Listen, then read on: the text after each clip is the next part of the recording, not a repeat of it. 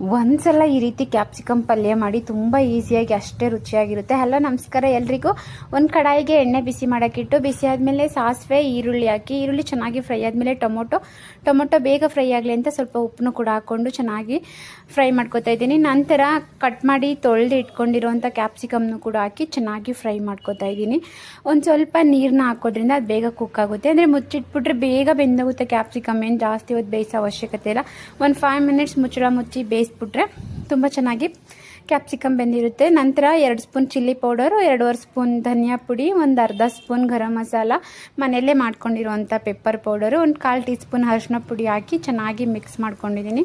ಇವಾಗ ನೋಡಿಕೊಂಡು ಉಪ್ಪು ಹಾಕ್ಕೊಂಡ್ರೆ ಆಯಿತು, ರುಚಿಗೆ ತಕ್ಕಷ್ಟು. ಇನ್ನು ನಂತರ ಒಂದು 3 ಮೊಟ್ಟೆನ ಒಡೆದಾಕೊಂಡು ಚೆನ್ನಾಗಿ ಮಿಕ್ಸ್ ಮಾಡಿ ಒಂದು 5 ನಿಮಿಷ ಬೇಯಿಸಿದ್ರೆ ಸಖತ್ತಾಗಿ ರುಚಿಯಾಗಿರುವಂಥ ಕ್ಯಾಪ್ಸಿಕಮ್ ಎಗ್ ಫ್ರೈ ರೆಡಿ ಆಗುತ್ತೆ. ಮೇಲ್ಗಡೆ ಕೊತ್ತಂಬರಿ ಸೊಪ್ಪು ಹಾಕ್ಕೊಂಡ್ರೆ ಮುಗೀತು. Thank you.